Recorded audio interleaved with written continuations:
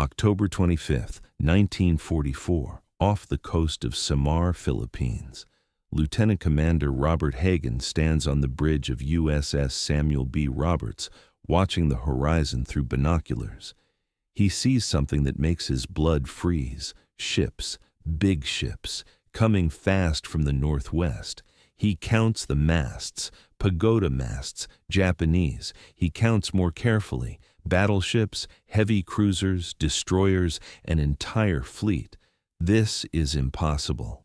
Admiral Halsey's Third Fleet is supposed to be engaging the Japanese battleships up north. The Japanese fleet shouldn't be here, but they are.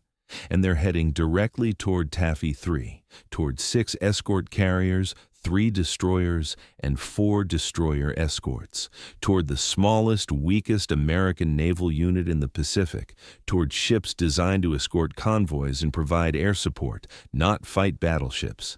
Samuel B. Roberts is a destroyer escort DE-413, commissioned only 6 months ago. She's 306 feet long, displaces 1,400 tons, armed with 2 5-inch guns, 3 40mm anti-aircraft guns, depth charges, and torpedoes. She's designed to hunt submarines, not engage surface ships, certainly not engage battleships, but that's what she's about to do. Because the Japanese fleet is between Taffy 3 and the American landing beaches at Leyte. Between the Japanese and those beaches are only these small ships. If Taffy 3 doesn't stop the Japanese fleet, the fleet will reach the beaches, will massacre the troops, will destroy the invasion. The entire Philippines campaign depends on what happens in the next 3 hours. This is the battle off Samar. Part of the larger Battle of Leyte Gulf, the largest naval battle in history. 4 days of fighting across 100,000 square miles of ocean, multiple separate engagements, over 200,000 sailors and 282 ships involved. Leyte Gulf is decisive. It will break Japanese naval power permanently. But this particular fight, this engagement between Taffy 3 and the center force, this David versus Goliath battle, this will be the most dramatic, the most unlikely, the most heroic. Because 3 destroyers and 4 destroyer escorts are about to charge 4 battleships, 6 heavy cruisers, 2 light cruisers, and 11 destroyers. The Americans are outnumbered, outgunned, outsized in every measurable way. They should be annihilated in minutes. Instead, they'll fight for 3 hours. They'll damage multiple Japanese ships. They'll sink 1 cruiser. They'll drive off the entire fleet. They'll save the invasion. And they'll do it through courage, desperation, and the most aggressive tactics in naval history. The story begins 4 days earlier, October 20th, 1944. American forces land at Leyte Gulf in the Philippines. General Douglas MacArthur wades ashore, fulfills his promise. I have returned. The invasion is the beginning of the Philippines campaign, the liberation of the islands from Japanese occupation. The invasion force is massive, 200,000 troops, supported by the 7th Fleet and covered by the 3rd Fleet.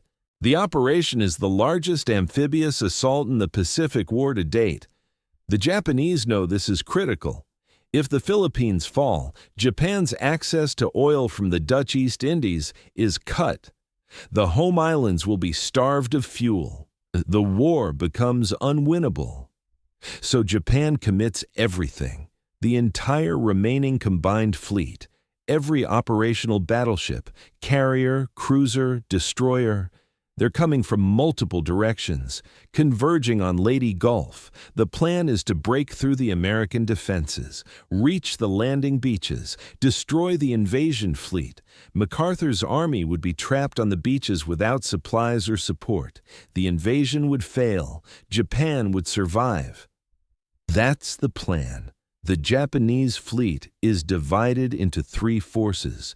The northern force under Admiral Ozawa has 4 aircraft carriers, but the carriers have almost no aircraft. The air groups were destroyed in previous battles. The carriers are bait. Decoys. They're meant to lure Admiral Halsey's powerful Third Fleet away from Leyte Gulf. The center force under Admiral Kurita is the main striking force. 4 battleships including Yamato, the largest battleship ever built, 6 heavy cruisers, 2 light cruisers, 11 destroyers. This force will transit the San Bernardino Strait, approach Leyte Gulf from the north. The southern force under Admiral Nishimura has 2 battleships, 1 heavy cruiser, 4 destroyers. They'll transit the Surigao Strait, approach from the south. The 2 forces will attack the American landing beaches simultaneously from different directions, crush the Americans between them. That's the plan. But plans in war rarely survive contact with the enemy. The southern force enters Surigao Strait the night of October 24-25. Runs directly into 6 American battleships supported by cruisers and destroyers. The Battle of Surigao Strait is a massacre. The American battleships are old. Most are survivors of Pearl Harbor. They've been waiting 3 years for revenge. They get it. They cross the T-classic naval maneuver. The American ships steam across the Japanese formation's path. Every American gun can fire. Only the Japanese lead ships can return fire. The Japanese are destroyed. Both battleships sunk. The heavy cruiser sunk. 3 destroyers sunk. Admiral Nishimura goes down with his ship. The southern force ceases to exist. The southern prong of the Japanese plan is broken. The northern force successfully baits Halsey. Ozawa's carriers are spotted October 24th. Halsey takes the bait. He races north with the entire Third Fleet. Every fast battleship, every fleet carrier, the most powerful naval force ever assembled. He's going to destroy the Japanese carriers, finally, decisively. Halsey heads north, takes with him the protection for the landing beaches. He assumes the center force has been turned back, assumes wrong. The center force under Admiral Kurita transits the Sibuyan Sea October 24th. American carrier aircraft attack repeatedly. The battleship Musashi, Yamato's sister ship, is sunk. Takes 19 torpedoes and 17 bombs to kill her. But she goes down. Other ships are damaged. Kurita turns back temporarily. The American pilots report the center force is retreating. Halsey receives this report, believes the center force is out of the fight. This is why he feels confident leaving the San Bernardino Strait unguarded, confident taking his entire fleet north to chase the carriers. But Kurita isn't retreating. He's delaying until nightfall. Then he turns back. Proceeds through San Bernardino Strait. The strait is unguarded. No American ships, no American aircraft. Kurita's fleet passes through unopposed. At midnight, October 24-25, the center force emerges into the Philippine Sea, turns south, heading for the landing beaches at Leyte. Between them and the beaches are only the escort carrier groups, Taffy 1, Taffy 2, and Taffy 3. Small escort carriers, slow, vulnerable, designed for air support, not surface combat. They're protected only by destroyers and destroyer escorts, screening ships, designed to fight submarines, not battleships. Taffy 3 is the northernmost group, 6 escort carriers, USS Fanshawe Bay, USS St. Lo, USS White Plains, USS Kalinan Bay, USS Kitkan Bay, USS Gambier Bay. 3 destroyers, USS Hoel, USS Herman, USS Johnston, 4 destroyer escorts, USS Samuel B. Roberts, USS John C. Butler, USS Raymond, USS Dennis. Commanded by Rear Admiral Clifton Sprague. Call sign, Ziggy. Sprague is experienced, but this is his first combat command. His ships are patrolling off Samar, launching aircraft to support the ground troops, running routine air operations. October 25th, dawn. A beautiful morning, clear skies, calm seas, perfect flying weather. The war seems far away. 6:47 a.m. The lookouts on Taffy 3 spot the masts on the horizon. Anti-aircraft gunners first think they're seeing American ships. Then someone recognizes the Pagoda masts, Japanese. The realization spreads through the fleet like electricity. The Japanese fleet, here, now, between us and the landing beaches. Admiral Sprague can't believe it. He's just been told Halsey sank the Japanese carriers up north. The center force was turned back.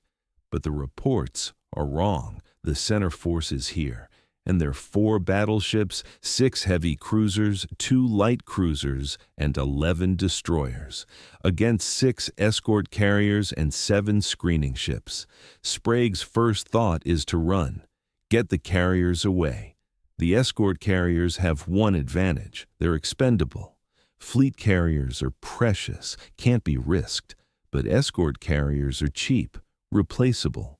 Sprague decides to sacrifice his escorts to save the carriers if necessary. He orders the carriers to run southeast, toward Leyte Gulf, toward where American reinforcements might be. He orders the destroyers and destroyer escorts to make smoke, cover the carriers' retreat. He orders all aircraft launched immediately. Every plane in the air, attack the Japanese fleet, slow them down. By time, the Japanese open fire at 6:58 a.m., range 30,000 yards, 15 miles. The battleship Yamato fires her 18.1-inch guns.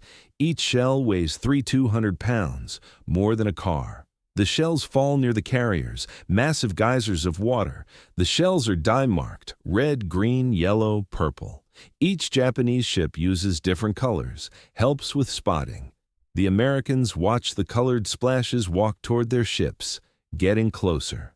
Yamato's third salvo straddles USS White Plains. One shell lands 50 yards short, one lands 50 yards over. The next salvo will hit, but White Plains turns hard. The fourth salvo misses, but the Japanese are finding the range. The carriers are in trouble. The escort carriers fight back with their single 5-inch gun.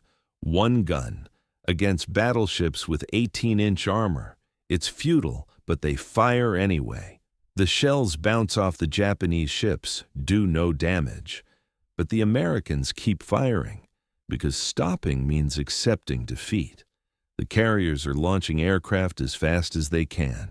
Fighters, bombers, torpedo planes. Some aircraft have no bombs, no torpedoes. They launch anyway. The pilots attack with whatever they have. Machine guns, depth charges. Some make dummy runs, diving at the Japanese ships with no weapons at all. Just trying to distract the gunners, make them flinch. The Japanese are forced to maneuver, to turn into the wind to avoid aircraft. This slows their pursuit, gives the carriers a few more minutes. But minutes aren't enough. The Japanese are gaining. The escort carriers make 17 knots maximum. The Japanese battleships make 27 knots. The cruisers make 33 knots. The math is simple. The Japanese will catch the carriers within an hour, probably less. Sprague knows this. He makes the hardest decision of his career. He orders the destroyers to attack. Small boys attack. That's the order. Small boys. Navy slang for destroyers and destroyer escorts. Attack. Charge the Japanese fleet. Buy time with their lives. Commander Ernest Evans, commanding USS Johnston, doesn't wait for the order. He's already turning toward the enemy.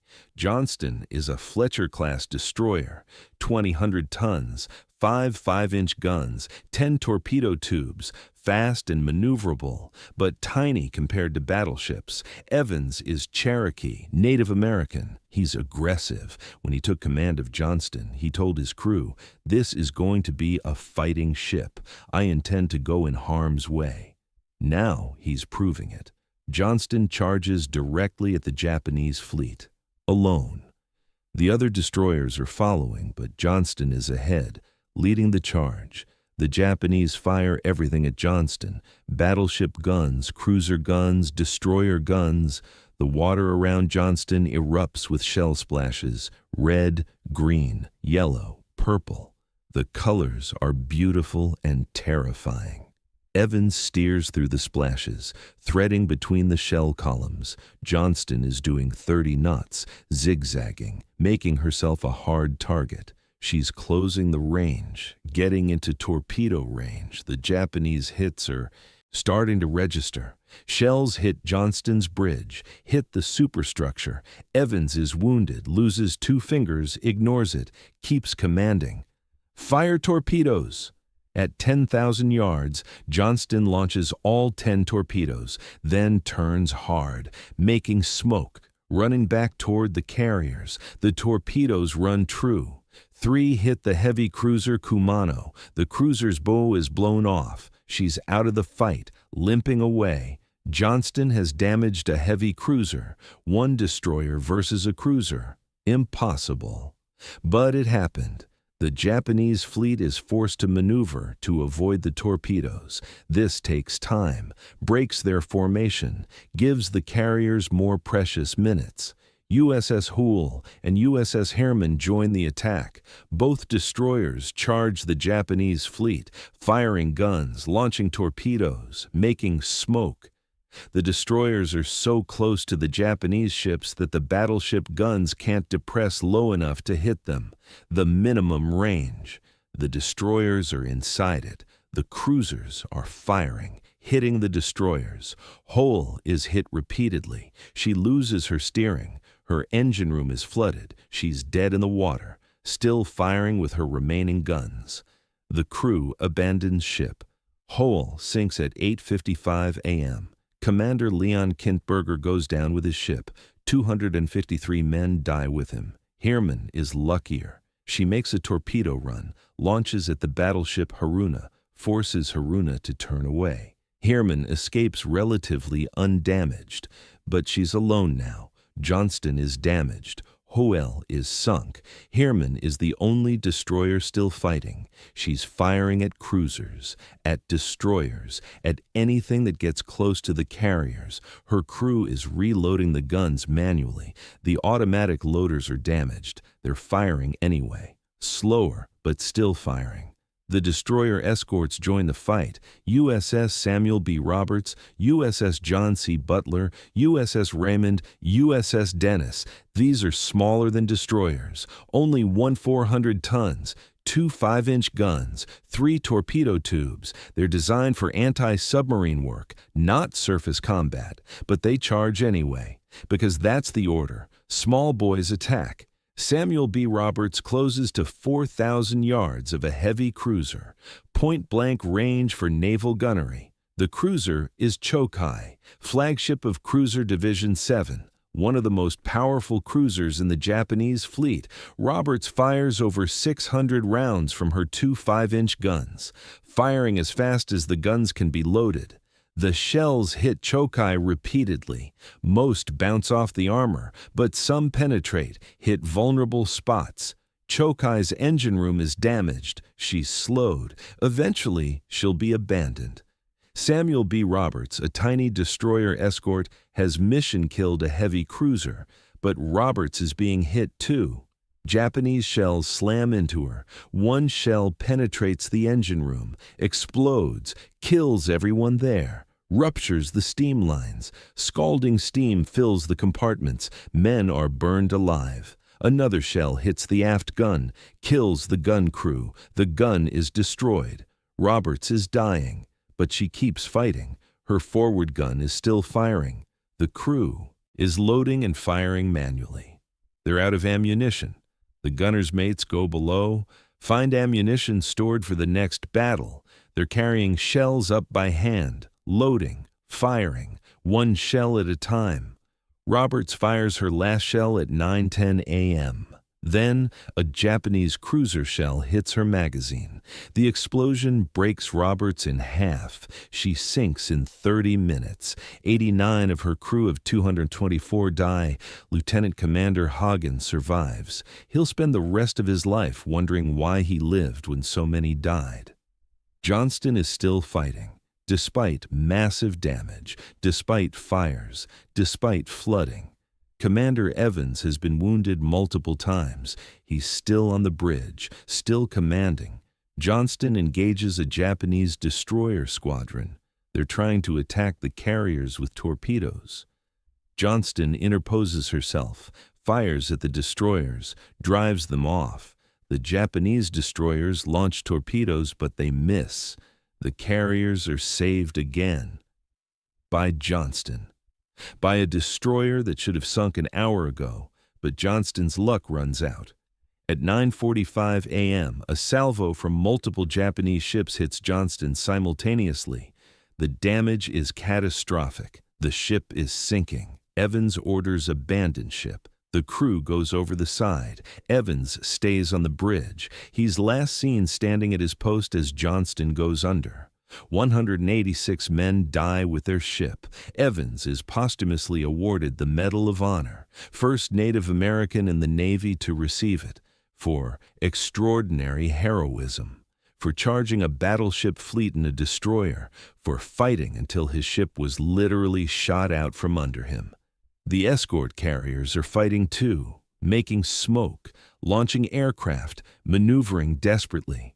USS Gambier Bay is hit repeatedly. She's the slowest carrier. She falls behind. The Japanese cruisers swarm her. They're firing at point-blank range. Gambier Bay is riddled. Her engine room is flooded. She's listing. At 9:07 a.m., she capsizes and sinks. The first American carrier sunk by surface gunfire. 147 men die. The other carriers escape. Barely. They're all damaged, all hit, but they're afloat, running. The destroyers bought them time measured in blood. Admiral Kurita aboard Yamato is confused. This battle makes no sense. His ships are reporting torpedo attacks from multiple directions, aircraft attacking continuously, smoke obscuring everything. The Americans are fighting with intensity that suggests they're protecting something important. Kurita thinks he's engaging fleet carriers, heavy cruisers.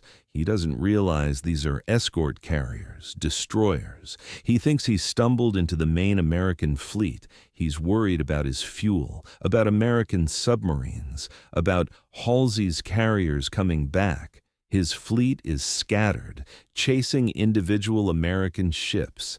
He's lost control, lost his concentration of force.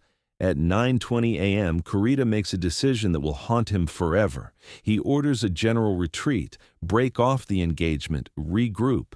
The Japanese fleet turns north, heads back towards Senetauti. Bernardino Strait.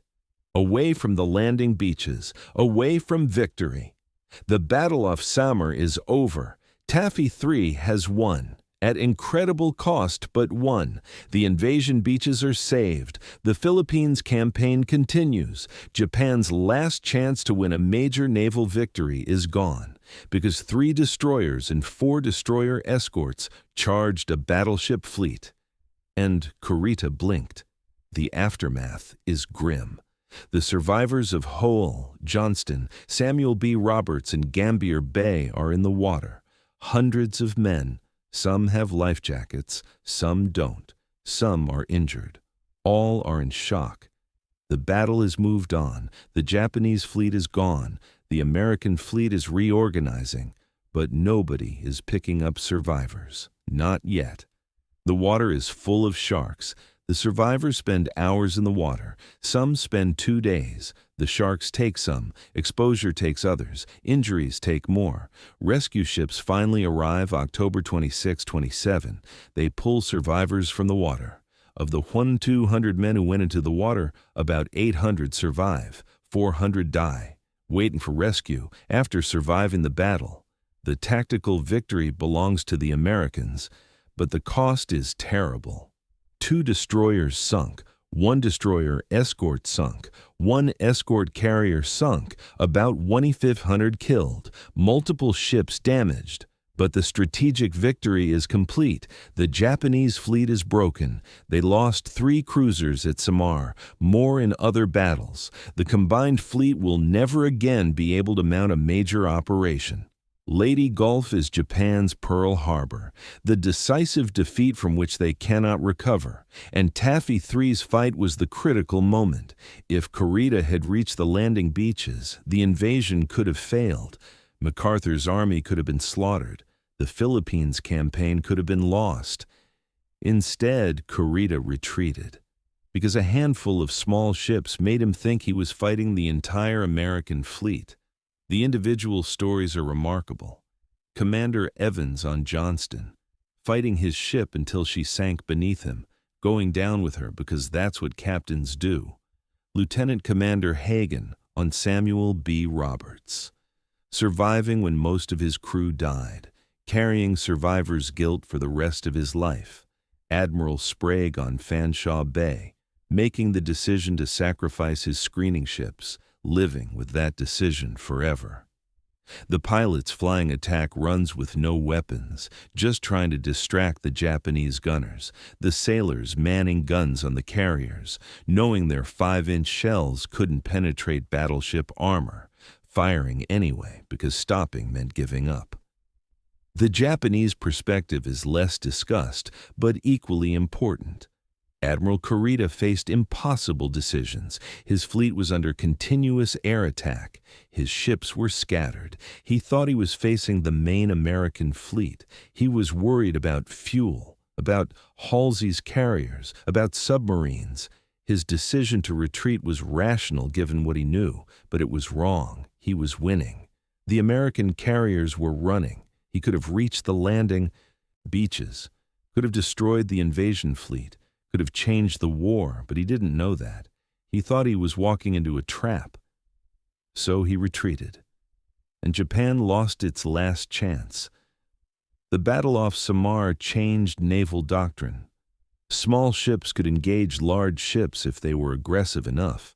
Torpedo attacks could break up battleship formations. Smoke could neutralize the range advantage of big guns. Aircraft could multiply the effectiveness of surface ships. These lessons were studied, applied, became standard. Modern naval tactics trace back to this battle, to what Taffy 3 did on October 25, 1944. The ships that survived had varied fates. Harriman survived the war, was scrapped in 1946. The escort carriers survived. Most were scrapped after the war. Yamato survived Samar. She was sunk by American aircraft April 1945, hit by at least 11 torpedoes and 6 bombs, took 2,700 men down with her. The age of the battleship ended with Yamato. Aircraft carriers were the new capital ships. Battleships were obsolete. Samar proved it. Small ships with aircraft support could defeat battleships. The lesson was clear. The survivors of Taffy 3 reunited annually. They shared their stories, remembered their friends. The reunions were emotional. These men saved each other, fought together, survived together. The bonds formed in 3 hours of combat never broke. Some survivors never spoke about Samar. Too painful. Too many friends died. Others spoke freely. Wanted the story told, wanted people to know what happened, what their shipmates did, how ordinary sailors became extraordinary heroes. The last survivors are dying now. It's 2025. The youngest would be 98 or 99. Most are gone. Within a few years, all will be gone. The living memory of Samar will die with them. But the story remains. In books, in documentaries, in Navy history, in the memory of the service. Taffy 3's stand is taught at the Naval Academy, at the Naval War College. Future officers learn what happens when small ships fight big ships, when courage matters more than firepower, when determination defeats superior force. The wrecks were found. Johnston was located in 2019, 21,980 feet deep, deepest shipwreck ever found. The wreck is remarkably intact. The hull is there. The guns are there. The bridge where Evans died is there. The wreck is a war grave, protected. No salvage allowed. Samuel B. Roberts was found in 2022, 22,016 feet deep, deeper than Johnston. The deepest shipwreck ever found. The hull is broken. The ship was torn apart when she sank. But the wreck confirms what happened, confirms the damage reports, confirms the crew's accounts. The wrecks are evidence, proof, physical testimony to what happened 80 years ago. Remember the battle off Samar not as abstract naval tactics, but as human courage. 240 men on Samuel B. Roberts charging a heavy cruiser. 327 men on Johnston engaging battleships with 5-inch guns. 200 men on 7 small ships attacking a fleet that outgunned them. 20-1. They charged because their admiral ordered it, because the carriers needed time, because the landing beaches had to be protected, because they were Navy and the Navy doesn't retreat. They charged knowing they'd probably die. Charged anyway. Because that's what heroes do. Remember Admiral Kurita's decision to retreat. He had victory in his grasp. The landing beaches were open. The invasion fleet was vulnerable. He could have changed the war, but he thought he was facing the main fleet, thought he was walking into a trap. So he retreated. Saved his ships, lost the battle, lost the Philippines, lost the war. Because Taffy 3 made him think he was beaten when he was winning. Remember that 3 hours of combat off Samar changed everything. Japan's last chance to win at sea disappeared. The combined fleet was broken. The Philippines were lost. The home islands were isolated. The war became unwinnable. Because 7 small ships fought like giants, because destroyers charged battleships, because sailors did the impossible and made it look routine. This is the Battle off Samar. October 25th, 1944. 3 hours of combat, 7 small ships versus 23 large ships. 2 destroyers sunk, 1 destroyer escort sunk, 1 escort carrier sunk, but the Japanese fleet retreated. The landing beaches were saved. The invasion continued. The Philippines were liberated. The war was won. Because on October 25th, 1944, destroyers charged battleships and won.